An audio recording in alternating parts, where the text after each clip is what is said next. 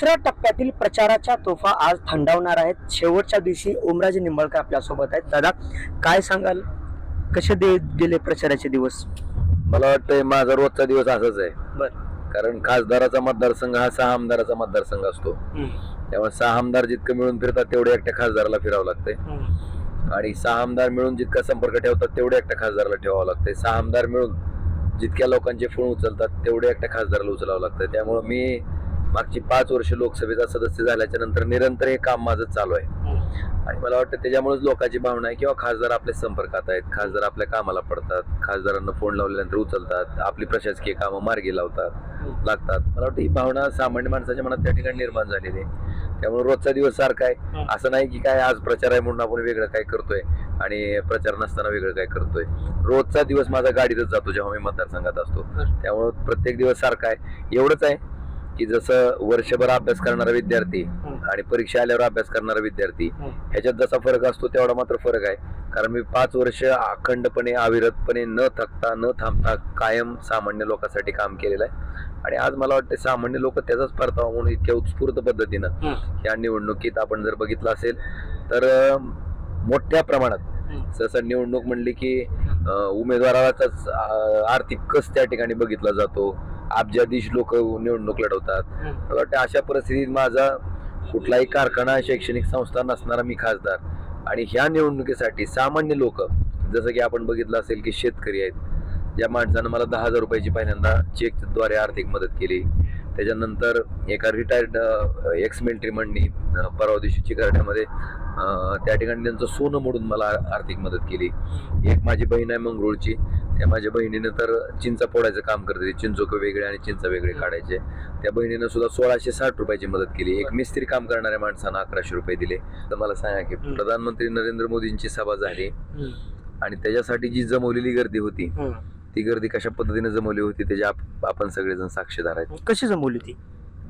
आपण बघितलं नाही का की येण्यासाठी किती होते, एका माणसाला किती होते, गाड्यासाठी किती होते.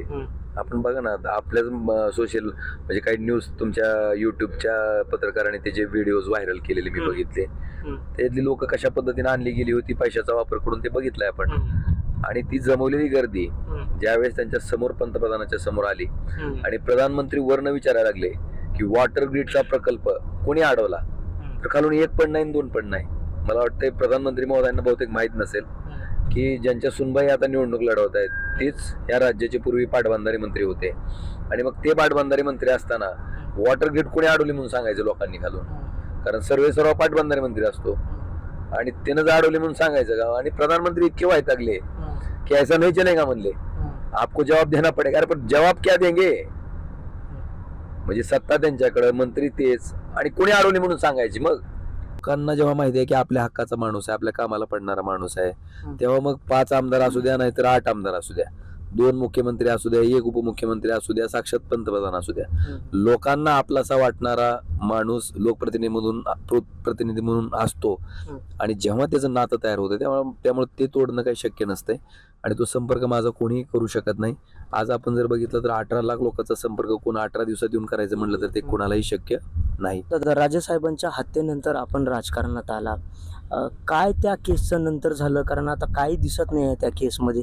त्या केसमध्ये सगळे जबाब झालेले आहेत, पण केवळ निकाल लागू द्यायचा नाही. कारण त्याच्यात पारसमल जैन नावाचा व्यक्ती हा माफीचा साक्षीदार झालाय आणि तिकडे सगळा गुन्हा कशा पद्धतीनं झालाय, कोण कशी सुपारी दिली, कुठून पैसे पद्मसिंह पाटलांनी दिले, हे त्याच्या जबाबात माफीच्या साक्षीदार म्हणून जो जबाब येतो त्या जबाबात आलेला आहे. आणि यांना माहिती आहे यांना शिक्षा होणार आहे म्हणून फक्त केस लांबवण्याच्या टॅक्टिक्स आहेत.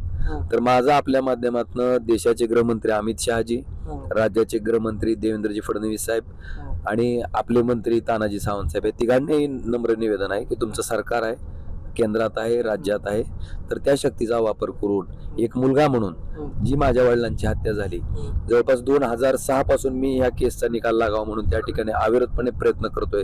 मी खासदार असताना, आमदार असताना सुद्धा जर माझ्या बाबतीत आज जवळपास आपण जर बघितलं तर 18 वर्ष झालं त्याचा निकाल जर लागत नसेल तर विनंती आहे की फास्ट ट्रॅक कोर्टाकडे हे प्रकरण द्यावं आणि 2 महिन्यात काय ते सोक्षमोक्ष करावा. डिले टॅक्टिस केल्या जातात, विनाकारण प्रकरण लांबवलं जाते, विनाकारण हायकोर्टात खेचलं जाते, विनाकारण परत इथल्या केसला थांबवलं जाते, अशी सगळी परिस्थिती आहे. त्यामुळे एक मुलगा म्हणून माझी त्यांना विनंती आहे किंवा माझ्या वडिलांच्या हत्येच्या बाबतीत न्याय मागणं माझं कर्तव्य आहे. आणि त्याच्यासाठी एक मुलगा म्हणून, खासदार म्हणून नव्हे, एक मुलगा म्हणून ह्या दोन्ही गृहमंत्र्यांना, आपल्या पालकमंत्र्यांना मी विनंती करतो की तुम्ही माझ्या वडिलांच्या केसचा निकाल 2 महिन्यात लावून दूध का दूध पाणी का पाणी करा आणि जे कोण गुन्हेगार असतील त्यांना जी काही शिक्षा व्हायची ती द्या. हे होते ओमराजे निंबाळकर यांनी म्हटलंय की यांच्या वडिलांची जी हत्या झाली आहे त्याचा जो केस आहे ती फास्ट ट्रॅक कोर्टमध्ये ही केस चालवून तात्काळ आरोपींना शिक्षा द्या असं त्यांनी म्हटलेलं आहे. अझरुद्दीन शेख, NDTV मराठी, धाराशिव.